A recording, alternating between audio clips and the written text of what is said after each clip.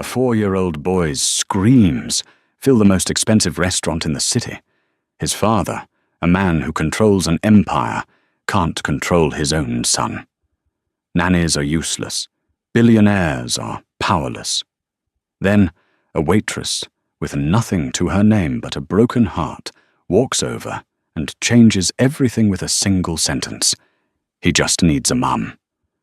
But what she doesn't know is that this grieving child and his powerful father are tangled in a dark secret that destroyed her own life. This isn't a story about a tantrum. It's about a reckoning. The air at the Serafina wasn't just air.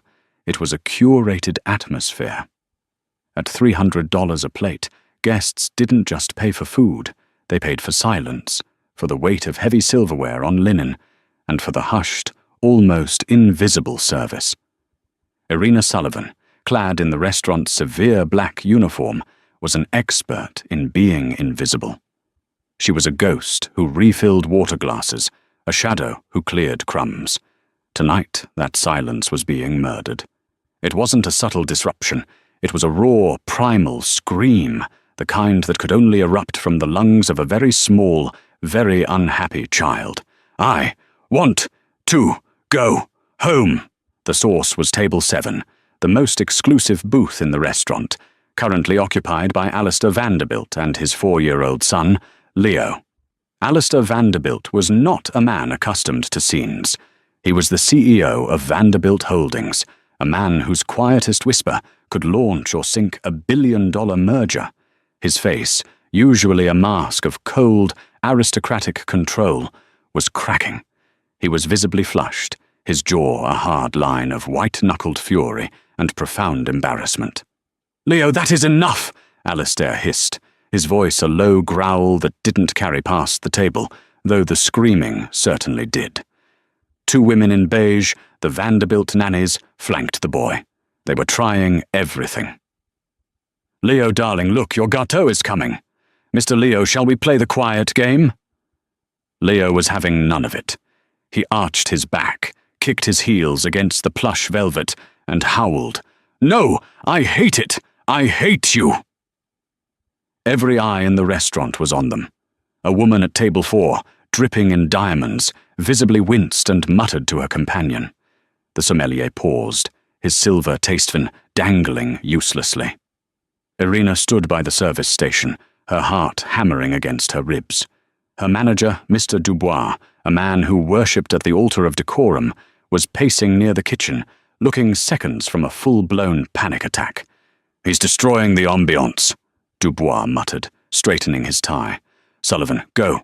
Check on table 9. No, wait. Just look busy." But Irina couldn't look away. She wasn't seeing a scene.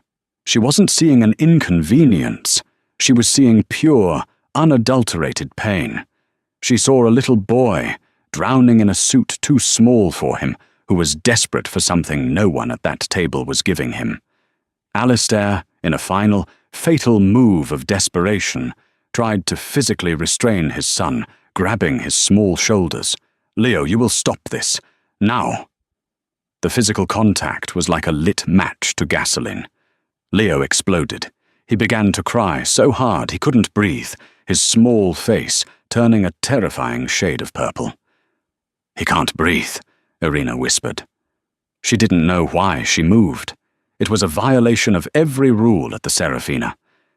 You do not approach a VVIP. You do not interfere. You certainly do not offer parenting advice to a billionaire. But her feet were moving before her brain could stop them. She saw Mr. Dubois' eyes widen in horror. "Sullivan! No!" She ignored him. She walked straight past the flustered nannies and knelt, putting herself directly in the line of fire. She was now eye level with the most powerful man in the room and his hysterical son. Alistair Vanderbilt looked at her as if she were a roach. "Can I help you?" he spat. Irina didn't look at him. Her eyes were locked on Leo. The boy had paused his screaming, his breath hitching in a new, curious sob, as this strange woman appeared. Irina's voice was low, soft, and didn't carry an ounce of the room's panic. "You're very sad," she said to Leo. Leo hiccuped, his eyes wide and wet. "It's okay to be sad," she continued, her gaze unwavering. "This is a very boring place for a boy.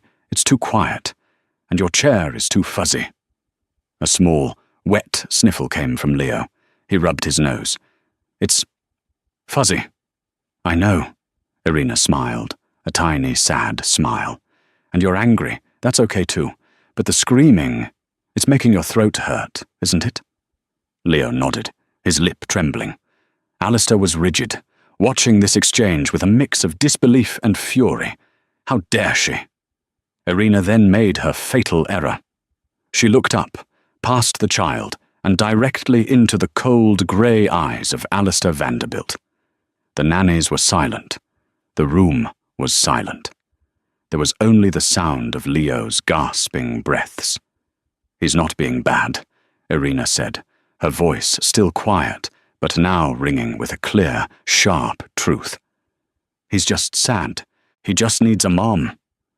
The words hung in the air, heavy and lethal. Alistair's face went from red to a terrifying, bloodless white. He had been a widower for 4 years. His wife, Serafina, the restaurant's namesake, had died giving birth to the very child who was now ruining his dinner. Irina hadn't known. To her, it was just an observation, a motherless boy crying for a mother. To Alistair, it was a public vivisection. He stood up slowly, the power returning to him like a shroud. He dropped a black American Express card on the table. "We're leaving," he said to the nannies, who scrambled to grab Leo. But Leo, in a sudden burst of energy, scrambled away from them and did the one thing that sealed Irina's fate. He lunged for her, burying his face in her black apron. "Stay with me!" he wailed. Alistair looked at Irina, his eyes now devoid of all emotion. They were the eyes of an executioner. He peeled his son off her, handed the boy to a nanny, and turned back. He didn't raise his voice. He didn't have to. "Mr. Dubois," he said, his voice cutting through the restaurant. Dubois was at his side instantly, sweating. "Mr. Vanderbilt, my deepest apologies. The gâteau is on the house, of course." Alistair held up a hand. "This employee," he said, gesturing to Irina, "is to be removed. I want her gone before I am through the door." He looked at Irina one last time. "You're fired." Irina felt the blood drain from her face. She watched Alistair Vanderbilt turn, his long black coat sweeping behind him, and walk out of the restaurant, leaving his son's cries and her entire future shattered in his wake. Irina's hands were shaking so hard she could barely unbutton her uniform in the staff locker room. She could hear Mr. Dubois on the phone in his office, his voice a high-pitched whine of apologies. "Utterly unacceptable, Mr. Vanderbilt. No, of course.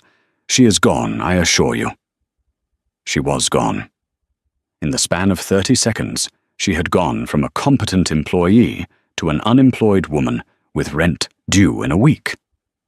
She walked out the back alley exit, the smell of grease and stale champagne clinging to her. The cold November air hit her face, but she was too numb to feel it. She didn't take the subway. She walked the 40 blocks back to her tiny 5th-floor walk-up in a nondescript part of the city. Her apartment was as quiet as the Serafina was supposed to be. It was a museum of a life that had ended 2 years ago. On the mantelpiece, a photo of a smiling man, Mark, and a little girl with pigtails, Lily, her husband and her daughter, lost in a crash on a rainy night. He just needs a mum. She collapsed onto the sofa, the words echoing in her head. She hadn't just been talking about Leo. She had been talking about herself. I just need to be a mum. And that, she knew, was a wound that would never heal. She had lost her job because she had, for one reckless moment, forgotten to be a ghost and remembered how to be a mother. She cried. Not for the job, but for the small boy with the fuzzy chair, and for the little girl who would never sit in one again. The next day dawned grey and miserable. Irina was staring at her laptop, scrolling through job sites for waitress or hostess, when a sharp, insistent knock echoed through her apartment. She froze. No one ever came here. She crept to the door and looked through the peephole. Her heart stopped. A man in a black suit with an earpiece stood in her hallway. He looked impossibly large and out of place, like a block of granite. "Miss Sullivan?" A polite, firm voice called through the door. She opened it a crack. "Yes? My name is Arthur. I'm head of security for Mr. Alistair Vanderbilt. He requests your presence." Irina's first instinct was to slam the door. "He fired me. What more does he want? To sue me for harassment?" "Mr. Vanderbilt does not wish to sue you, Ms. Sullivan. He wishes to talk. Please, he is waiting." A black sedan, a Bentley, sleek and silent, was double-parked at the curb, making her entire building look even shabbier. This was a summons, not an invitation. Numbly she grabbed her coat and keys and followed the mountain of a man downstairs. The ride to the Vanderbilt Tower was silent. They did not take her to an office. They took her to the penthouse. The elevator opened directly into a living room that was larger than her entire apartment building. One wall was pure glass, offering a view of the city that only God and billionaires ever saw. The furniture was sparse, modern, and looked profoundly uncomfortable. It was cold, a sterile, grey and white mausoleum. Alistair Vanderbilt was standing by the window, hands clasped behind his back. He was in trousers and a crisp white shirt, his sleeves rolled up. He looked tired. "Ms. Sullivan, thank you for coming." His voice was flat. "You didn't really give me a choice." He turned. His grey eyes assessed her, not with the fury of last night, but with the cold calculation of a business deal. "I apologize for the public nature of your dismissal," he said. It was not an apology for firing her. "Where is he?" Irina asked, her voice quiet. Alistair frowned. "Where is who?" "Leo, the boy. He is in his wing, with his nannies." Alistair waved a hand dismissively. "That is why you are here." He walked over to a glass desk. "You were right," he said, the words sounding like they were being physically pulled from him. "About one thing. You were wrong to say it. You were wrong to interfere. You cost my restaurant a significant amount of prestige. But you were right." "Right about what?" "He's been difficult. Since my wife, since he was born. But since last night, he has been impossible. He has not eaten. He has not slept. He has done nothing but scream, and he is screaming for you." Irina felt a strange, painful twist in her chest. "His nannies, the ones you saw, have resigned. They were his third set this year. He breaks them. Or I fire them. It's irrelevant." Alistair picked up a single sheet of paper. "You saw him. You saw his pain. And you did in 10 seconds what no one else has been able to do in 4 years. You made him quiet." "I didn't make him quiet," Irina said, finding her spine.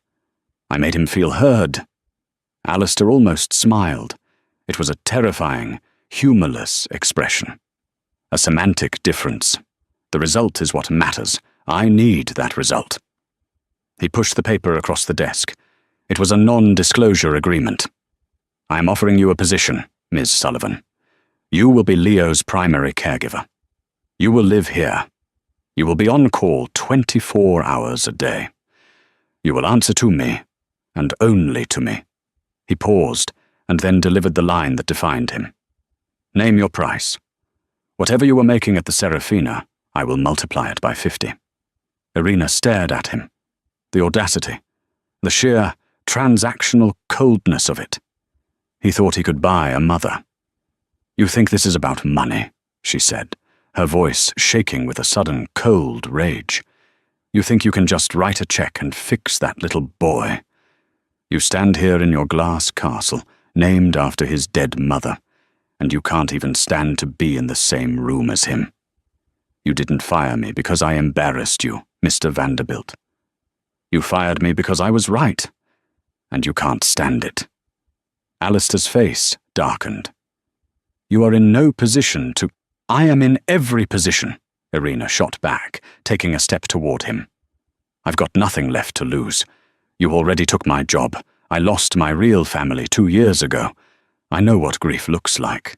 I know what a broken heart looks like.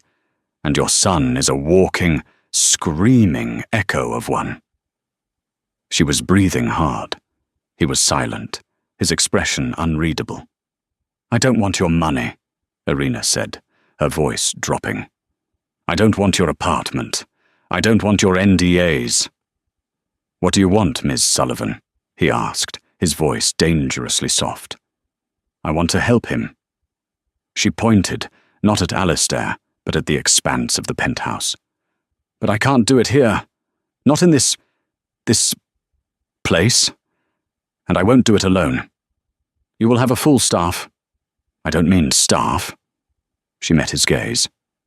"I mean you. You think you can hire a replacement, Mum? You can't. He doesn't need a nanny. He doesn't need a waitress. He needs a father." This was the ultimate gamble. She had nothing. He had everything, and she was giving him conditions. Alistair looked at her for a long, agonizing minute. She could hear the ticking of a ridiculously large clock. He was calculating. He was assessing. He was, she realized, a man drowning and deciding if the lifeline she'd thrown him was worth the humiliation of grabbing it. "You will sign the NDA," he said finally. "You will live here. The terms are non-negotiable. And you," Irina countered, "will be home for dinner, every night, at 6 p.m., not 6:01, and you will be present. No phones, no work, just you and me and your son. You will try. You will actually try." She was asking the most powerful man in the city to clock out at 5:30. He stared at her. "That is absurd." "That's the deal," Irina said, grabbing her coat. "If it's too absurd for you, find a 4th set of nannies. Good luck." She turned and walked to the elevator, her heart hammering. Her hand was on the call button. "Wait." She stopped, her back to him. "You start tomorrow, at 7 a.m. She turned. Alistair was watching her, his face a mask of profound reluctance. "One more thing," Irina said. "What now?" He sighed, exasperated. "I'm not a nanny. I'm not a caregiver. From now on, you will refer to me as Ms. Sullivan, or Irina. But you will not call me the help, and you will never call me the nanny. Understood?" Alistair Vanderbilt, for the second time in 24 hours, was rendered speechless by this woman. He gave a single, curt nod. Tomorrow, 7 a.m. The Vanderbilt penthouse was not a home. It was a fortress of silence, marble and beige. Irina arrived at 7 a.m. sharp, not in her waitress uniform, but in jeans, a simple sweater, and sneakers. The head of security, Arthur, let her in with a respectful nod. The power dynamic had shifted. "Leo's wing is to the east, Mrs. Sullivan. His schedule is on the kitchen tablet." Irina walked into the kitchen, a vast expanse of stainless steel and black granite that looked like it had never seen a hot meal. On a tablet, a schedule that would make a drill sergeant weep. 7 a.m. Wake, hygiene, dressing, formal. 7:45 a.m. Breakfast, macro-balanced, no sugars. 8:30 a.m. French lessons. 9:30 a.m. Introduction to economics, age-appropriate. 10:30 a.m. Supervised play, sensory neutral. 11:15 a.m. Lunch. 12 p.m. Nap. Introduction to economics, Irina muttered. "He's 4. She tore the tablet from its magnetic holder and tossed it onto a counter, where it skidded and hit a $5,000 espresso machine. She walked to Leo's wing. The nannies may have quit, but a new one, a stern-looking woman in grey, was already there, trying to force Leo's arms into a tiny blazer. "I don't want to!" Leo was screaming, already starting his day at peak tantrum. "Miss Sullivan," the new nanny said, not looking up, I am Anya. I am to assist you." "Hello, Anya. You can go," Irina said politely. Anya blinked. "Go where?" "Go home. For the day. Or for good. I don't care. But you're not needed."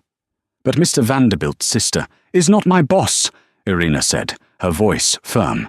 "Mr. Vanderbilt is, and he hired me. Goodbye." Anya, clearly not paid enough to fight this, looked relieved. She scurried out. Irina knelt. Leo was watching her, his eyes red-rimmed and suspicious. "Hi, Leo." "Are you the new nanny?" he spat. "No, I'm Irina. I'm the lady from the fuzzy chair." This gave him pause. "Dad fired you." "Yes, he did," Irina said, sitting on the floor, ignoring the blazer. "He's very dramatic."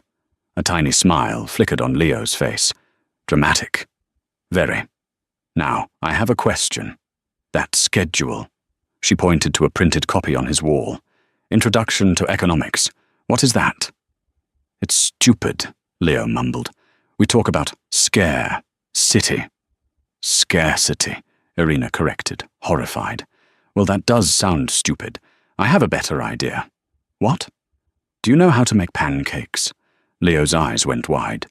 "Pancakes? Anya says they're empty calories. Well, Anya's not here, and I think we can make them full calories, with chocolate chips and whipped cream and flour. Lots and lots of flour." An hour later, the pristine kitchen was a war zone. Flour dusted every surface. Eggshells were on the floor. And Leo Vanderbilt was, for the first time Irina had ever seen, giggling. He had a smear of flour on his nose, and his pajamas were covered in batter. Okay, Irina laughed, holding up her hands as Leo tried to dump a cloud of flour on her head. "Truce. We have to cook them now." They ate their empty calories, sitting on the floor, right in the middle of the kitchen, using their fingers. Leo was a different child. He was bright, funny, and messy. He was, Irina thought with an ache, so much like her Lily. The sound of a throat clearing snapped her out of it.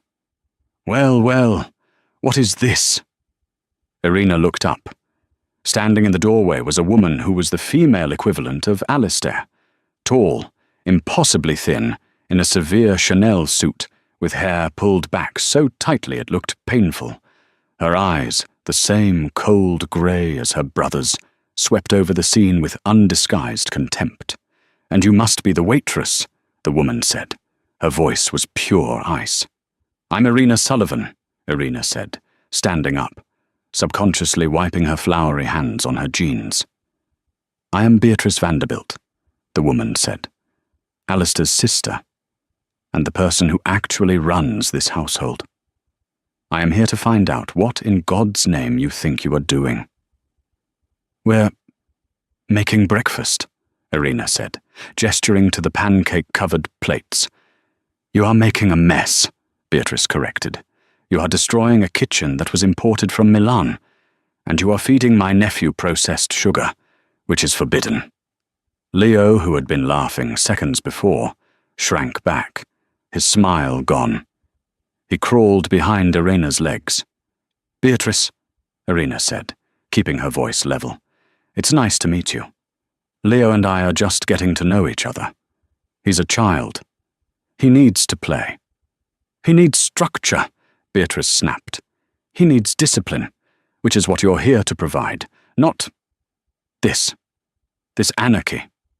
My brother may be temporarily blinded by his desperation, but I am not. I know what you are, Miss Sullivan. I've seen your kind before." "My kind? The kind that sees a broken man and a blank check and thinks she's hit the jackpot. The gold digger masquerading as a Mary Poppins. It's pathetic." Irina's blood ran cold. "You don't know the first thing about me. I know you got yourself fired in a deliberate, public spectacle to get his attention. I know you're here, in his private home, after less than a day. It's a classic, trashy maneuver. But let me be clear. I will not let you sink your claws into this family. You will follow the rules, or I will have you thrown out on the street myself." Before Irina could respond, another voice joined the fray. "Beatrice, that's enough." Alistair Vanderbilt stood in the doorway, his briefcase in hand. He had clearly just arrived. He was staring at the kitchen, his expression unreadable. He had come home for... What? He checked his watch. 10:15 a.m. He hadn't come home for dinner. He'd come home because... Why? "Alistair, look at this!" Beatrice shrieked, pointing at the mess. "Look at what she's done!" Alistair's gaze swept the room. He took in the flour on the $100,000 cabinetry. He saw the sticky maple syrup on the marble floor. He saw his sister in all her fury. And he saw Irina, defiant and covered in batter. Then his eyes landed on his son, cowering behind Irina's legs. "Leo," Alistair said. His voice was soft. Leo peeked out. Alistair looked at the flour on the counter. He looked at his son. Then he did something that shocked everyone, including himself. He dipped his hand into the bag of flour, scooped up a small handful, and walked over to his son. Leo flinched. Alistair knelt. He gently, so gently, dabbed the flour on the tip of Leo's nose, mirroring the streak Irina had. "Boop," Alistair whispered. Leo's eyes went wide. He stared at his father. Then a tiny, hesitant giggle escaped him. Alistair's face softened. A crack appeared in the marble. He looked up at Irina, over his son's head. His eyes weren't cold. They were something else. Confused, grateful, wary. "Beatrice," Alistair said, standing up, his voice now firm. "Ms. Sullivan is in charge of Leo's care. Her methods are her own. You are not to interfere. Is that clear?" Beatrice looked like she had swallowed acid. "Alistair, you can't be serious. She is a waitress. And she has done more in one morning than you have in 4 years," Alistair said. The words were quiet, but they hit Beatrice like a physical blow. She turned, her face a mask of pure hatred, and stormed out of the kitchen. Alistair looked at the mess. He looked at Irina. He seemed at a loss for words. "You're early," Irina said, her heart still pounding. I forgot a file," he stammered, clearly a lie. "I'll be home at 6 for dinner." He turned and left. Irina let out a breath she didn't know she was holding. She looked down at Leo. "I think," she whispered, "that we're going to need a lot more pancakes." Leo giggled. "And chocolate chips." It was a victory. But as Irina looked at the doorway where Beatrice had stood, she knew this wasn't an interview. It was a declaration of war. The weeks that followed settled into a strange, new normal. Irina's days were long, filled with the chaotic, exhausting, wonderful energy of a 4-year-old boy. She systematically dismantled the Vanderbilt schedule. French lessons were replaced with trips to the Central Park Zoo. Introduction to economics became building the world's biggest Lego tower. And supervised play involved mud puddles, finger painting, and trips to the Natural History Museum, where Leo would roar at the dinosaurs. Irina didn't just care for Leo. She saw him. She learned that his favorite color was rainy day blue, that he was terrified of loud sneezes, and that he thought the man in the moon was his mommy. The penthouse, once a sterile showplace, began to look like a home. A pair of small, muddy boots was permanently by the door. A vibrant, messy finger painting was, to Beatrice's horror, taped to the stainless steel refrigerator. The sound of a child's laughter echoed in the marble halls. Alistair kept his promise. Every night at 6 p.m., the elevator doors would open. He would walk in, and for 3 hours he was not CEO. He was just damned. It was, at first, excruciatingly awkward. Alistair was a man who spoke the language of stock options and hostile takeovers, not guess who, and the very hungry caterpillar. What do we do?" he asked Irina on the 3rd night, staring at his son as if Leo were a volatile and confusing stock market. You ask him about his day? Irina said, pushing a plate of chicken nuggets, another new, forbidden addition, toward him. And you listen to the answer. Slowly, painfully, he learned. He learned to build Lego towers. He learned to read bedtime stories, finding a talent for monster voices. He learned to sit on the floor, getting his expensive suit trousers wrinkled, and just be. One evening, Irina was watching from the kitchen as Alistair and Leo built a blanket fort in the massive living room. Leo was shrieking with laughter as Alistair, on his hands and knees, pretended to be a grumpy bear. Alistair caught her eye. He smiled, a real, genuine smile that reached his eyes and transformed his face, making him look years younger. Irina felt a strange, sudden lurch in her chest. She quickly looked away, her face warm. It was dangerous, this temporary, fragile peace. She was the help. He was the boss. She was a grieving widow. He was a grieving widower. This domestic play they were acting out was just a job. But it didn't feel like one. The person who reminded her of this constantly was Beatrice. The Ice Queen, as Irina had come to call her in her head, was a constant, unwelcome presence. She would appear unannounced, her eyes scanning for flaws, for signs of Irina's incompetence, or worse, her influence. The staff is complaining, Beatrice would say, running a finger over a dusty and imaginary shelf. You've disrupted the entire household ecosystem. Leo is happy, Irina would reply, her voice firm. He is unruly, Beatrice would counter. You are encouraging him to be common. He will be the head of this family one day. He needs to learn discipline, not baking. Irina ignored her. But Beatrice's animosity was a constant, low-level hum of anxiety. The past, however, has a way of refusing to stay buried. Irina's small apartment, the one she'd kept, was her sanctuary. She went back every Sunday, her one day off, to water her plants, check her mail, and sit in the silence, communing with the ghosts of Mark and Lily. One rainy Sunday, she decided to finally tackle the closet in the spare room. It was full of Mark's old things she hadn't been able to touch, his suits, his running shoes, a box of his old files from work. Her fingers brushed the worn cardboard. Mark Sullivan, his neat, meticulous handwriting read. Work, personal. She should throw it out. It was just paper, just remnants of a life that was over. But she opened it. Inside were old performance reviews, a few company-wide memos, and a small laminated ID badge. She picked up the badge. Mark was squinting at the camera, his tie slightly crooked, a dorky, lovable smile on his face. And underneath, the company logo. Not the small accounting firm she thought he worked for. The logo was a stylized V. Vanderbilt Holdings, Mark Sullivan Jr. Analyst. Real Estate Division. Irina's blood ran cold. The air left her lungs.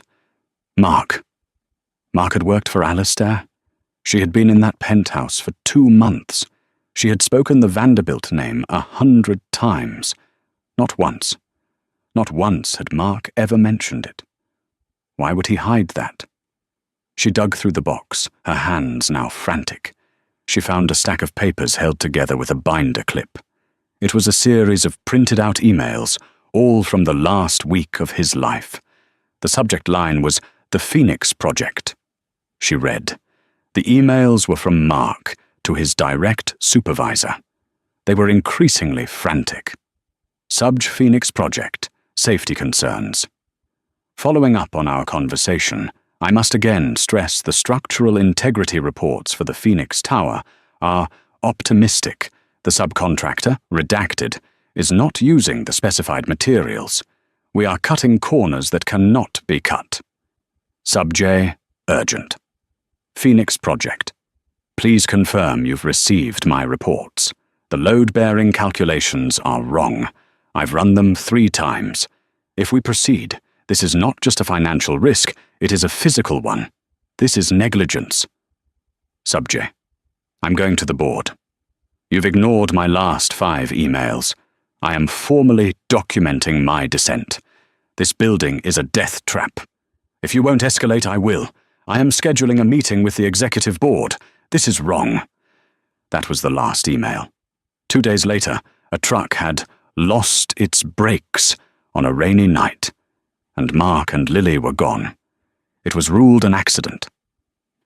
Tragic brake failure. Irina sank to the floor, the papers clutched in her hand. A death trap. Negligence. I'm going to the board. Alistair's face flashed in her mind. The man who had learned to play Grumpy Bear. The man whose smile had made her heart lurch. The Phoenix Project. She had to know. She didn't wait until her shift the next day. She took a cab straight back to the penthouse, her mind racing. She used her staff key to enter the elevator. It was 9 p.m. on a Sunday. She expected the penthouse to be empty. Alistair was in his home office, a glass-walled room overlooking the city. He was on a conference call, his voice sharp and commanding. The CEO was back. She stood in the doorway, waiting. He didn't see her. And you tell the board that if they don't like the quarterly projections, they can have my resignation. The numbers are solid. End of discussion. He hung up the phone with a slam. He looked up and saw her. His expression of annoyance softened.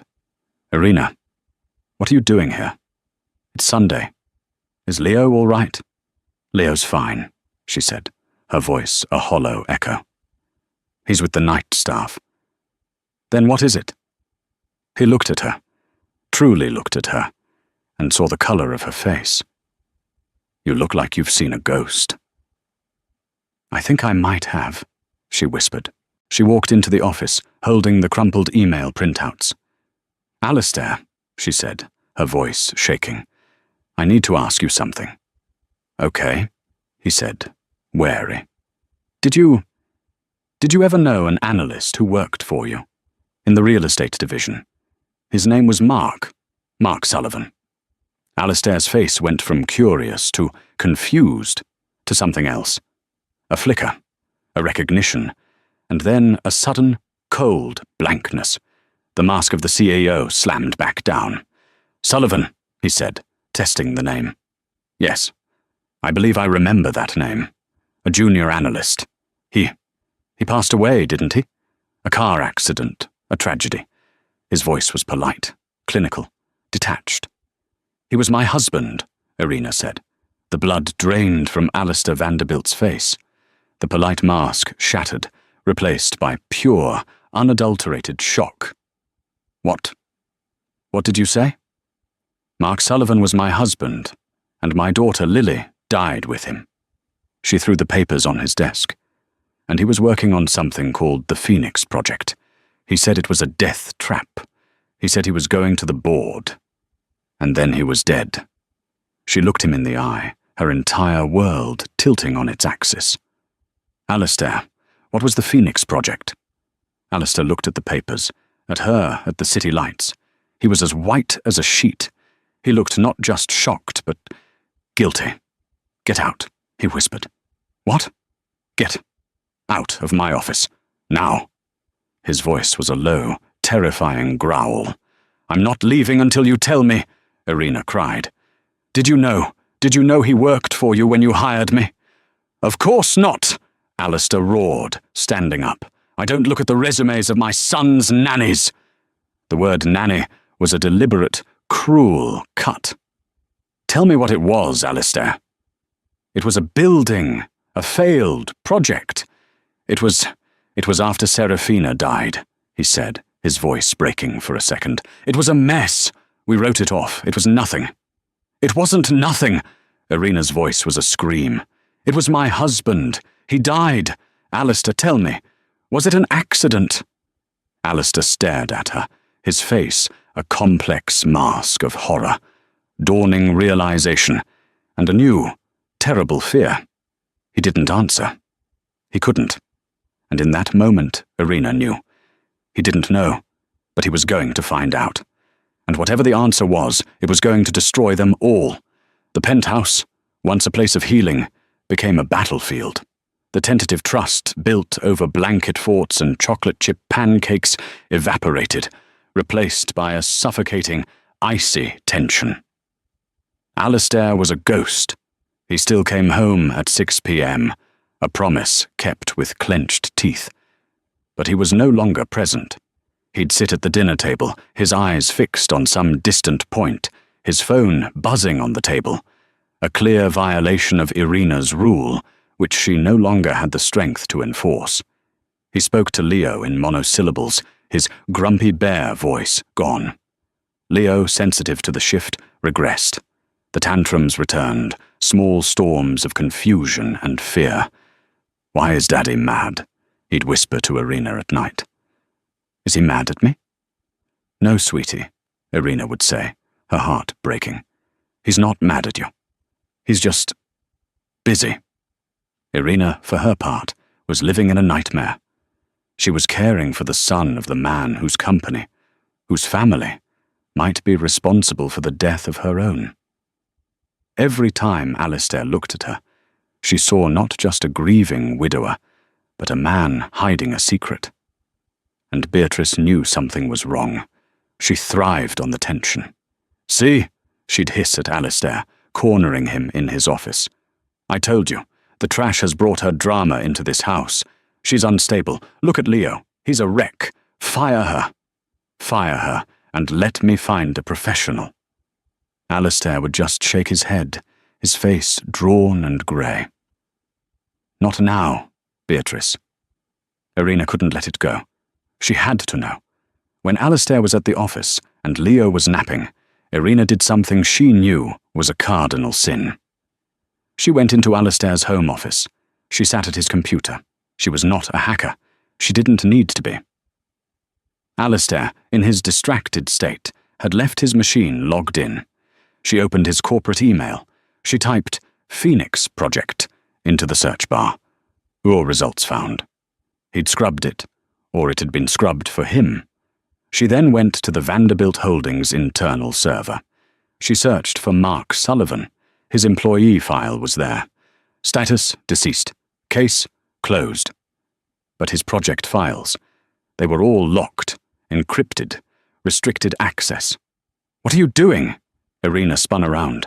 Beatrice was standing in the doorway, her arms crossed, a look of triumphant loathing on her face. I was looking for a recipe," Irina stammered, closing the windows. "A recipe," Beatrice said, her voice dripping with sarcasm. "A recipe for a hostile takeover.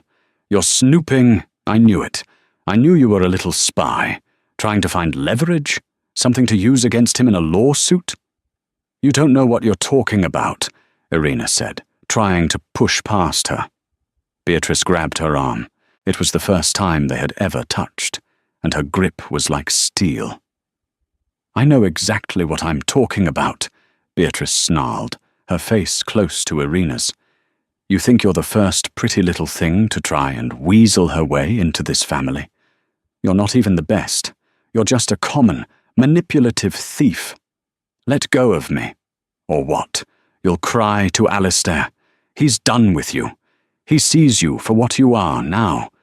He's just trying to figure out how to get rid of you without a lawsuit." Irina's rage, cold and potent, finally boiled over. "You want to know what I was looking for? I was looking up my dead husband, the man who worked for your company, the man who was silenced because he found out your Phoenix project was a death trap. I'm not looking for a lawsuit, Beatrice. I'm looking for a murderer." Beatrice's face went from rage to a sudden, bone-chilling stillness. Her grip on Irina's arm loosened. "You're hysterical," Beatrice said, but her voice had lost its edge. It was shaky. "You're delusional." "Am I?" Irina pushed past her. "We'll see." The dam had broken. That night, when Alistair came home, Irina was waiting for him. Leo was already in bed. The penthouse was dark. "I'm not doing this anymore, Alistair," she said, her voice echoing in the marble foyer. "Doing what, Irina?" He sighed, rubbing his temples. I'm not in the mood for games.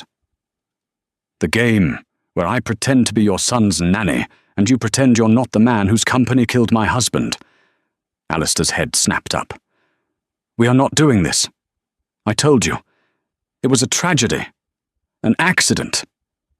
Was it? I found his emails. He was going to the board. He was going to expose the Phoenix Project. And then his brakes failed.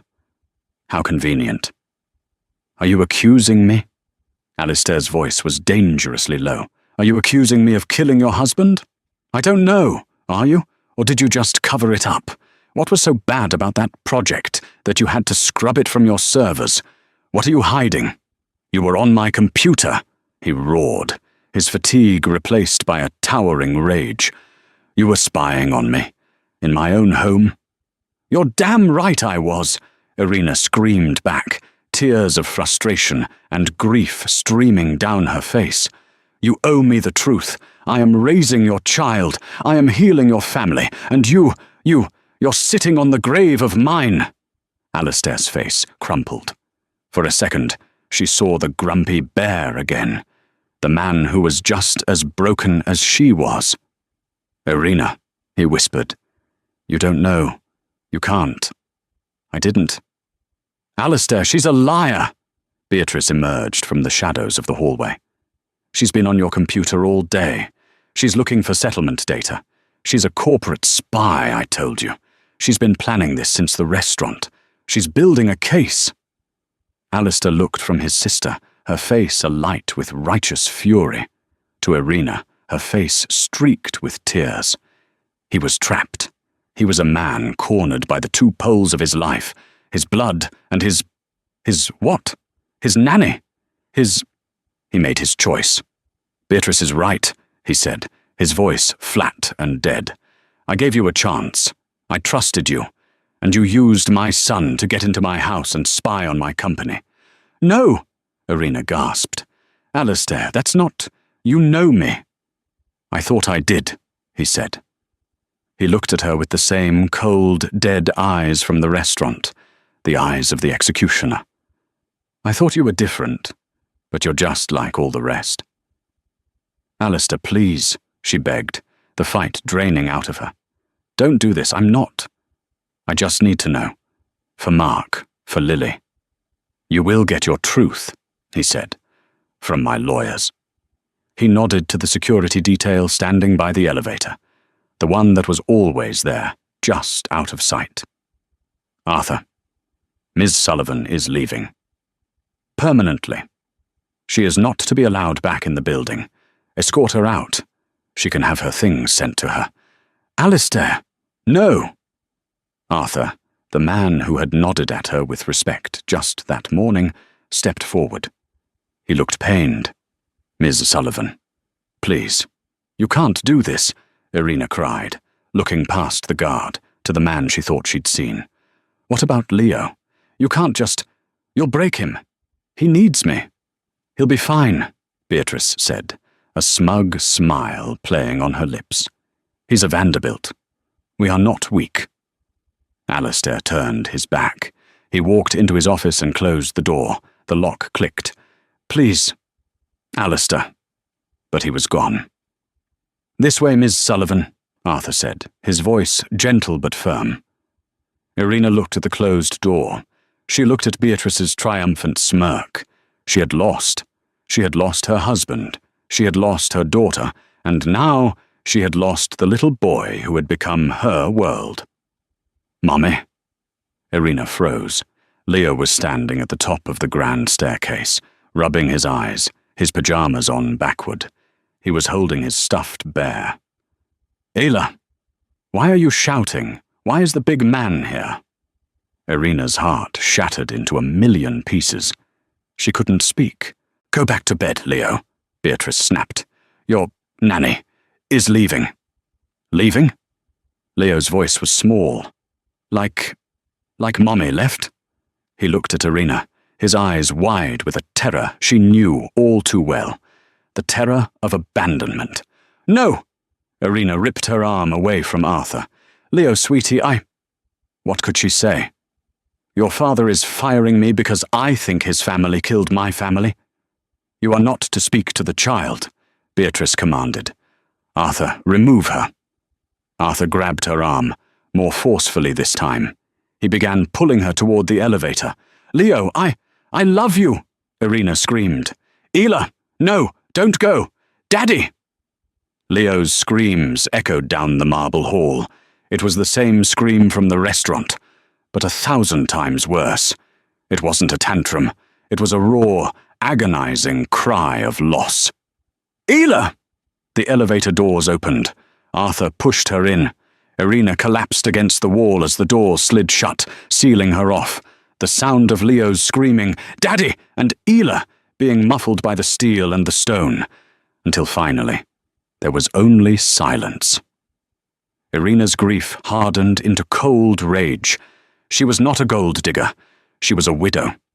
She took her evidence, Mark's desperate emails, to the New York Times. A reporter named David Chen listened, his skepticism turning to intense focus. He recognized the Phoenix Project scandal and promised to dig, his sights set firmly on Beatrice.